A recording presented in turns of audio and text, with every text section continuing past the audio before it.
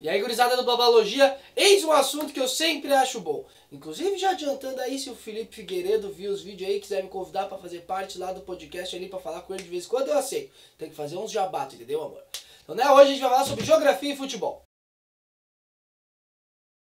Pois bem, esse esporte fantástico que é sempre objeto de estudo nas ciências humanas, porque ele é uma produção humana, né, que ele acompanha também vários contextos históricos aí, sociológicos ao longo da história. Contexto histórico, sociológico ao longo da história. E também tem muita geografia nele, é isso que a gente vai ver hoje. Daí a gente tem alguns autores que eles sempre tentam traçar esse paralelo dentro da geografia, entre a geografia e o futebol. Vou deixar um artigo aqui linkado que foi o que inspirou para fazer esse vídeo, tá? Então a gente vai trabalhar um pouco em cima disso hoje. E esse artigo é mais voltado para professores que dão aula e tal, então né, se tu é professor, tá vendo o vídeo, dá uma olhada ali que vale a pena. Ai, não tem nada a ver uma coisa com a outra. Buenas, a gente tem um lance chamado Revolução Industrial, né? Antes da Revolução Industrial, o ser humano se organizava muito com o tempo da natureza, né? Ficava até mais tarde na rua dependendo do sol, né? Não saía muito pra rua se tivesse muito frio, era o tempo da natureza que organizava como a gente ia se produzindo na sociedade. Se produzindo não, né?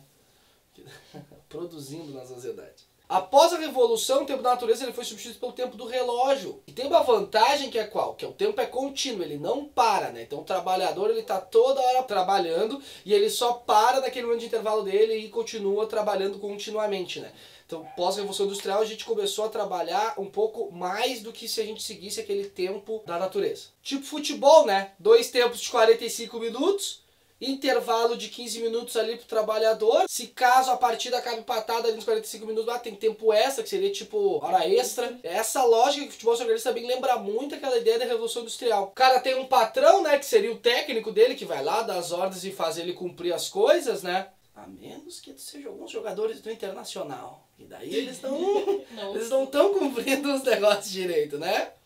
Ou o patrão é ruim. Ou o patrão é ruim. Daí a gente pode fazer um paralelo entre o Fordismo, que é um sistema de produção lá do Henry Ford, que parte do princípio da especialização do trabalhador numa única função e grandes estoques. Então aquela coisa clássica do filme do Charlie Chaplin, lá o Tempos Modernos, né? O cara fica lá fazendo um movimento, ele é super especializado naquilo.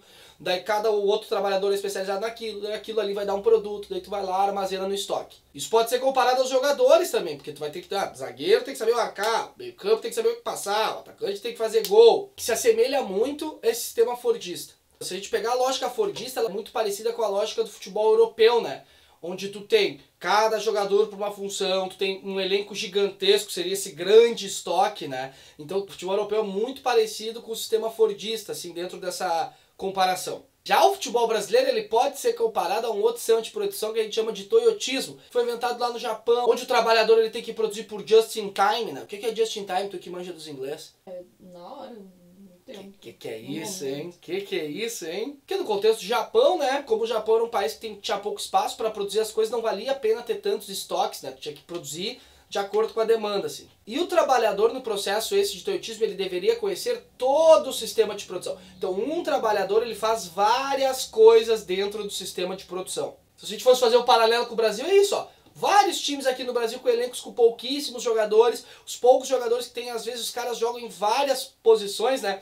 O zagueiro joga na lateral direita, às vezes faz de volante, às vezes o atacante ali quebra um galho no meio campo. Isso é muito quebra-galho mesmo, sim, por causa do contexto do futebol brasileiro, mas se assemelha ao toyotismo nessa ideia de just in time. Também tem o fato de vários clubes aí ficarem montando elenco só para disputar 6 meses de campeonato. Então monta o elenco em cima da hora, de acordo com a demanda, né, just in time de novo, para poder disputar o campeonato. Então esses paralelos acabam sendo interessantes, assim, para quem gosta de futebol e geografia.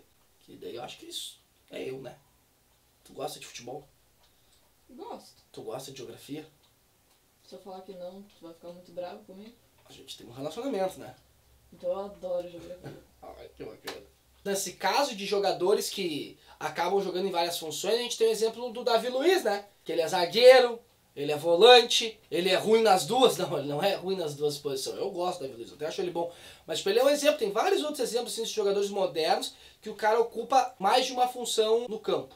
Há vários outros paralelos que a gente pode fazer, então eu recomendo que vocês leiam o artigo que está aqui, tá? Mas como amante de geografia e futebol, eu sempre fico pensando em várias coisas, que é a seguinte, ó. Será que a urbanização aqui no Brasil está acabando com os famosos campinhos de futebol, onde o cara ia, jogava o dia inteiro, né? O cara aprendia uma série de caía, arranhava os joelhos. Será que hoje em dia a gente não está criando cada vez mais espaços privados para jogar futebol e dessa forma a gente está limando futuros craques de existir no Brasil? Será que o Brasil está deixando de ser o país do futebol? Né? Será que o Brasil está deixando de ser um país de futebol e muito está associado à urbanização brasileira?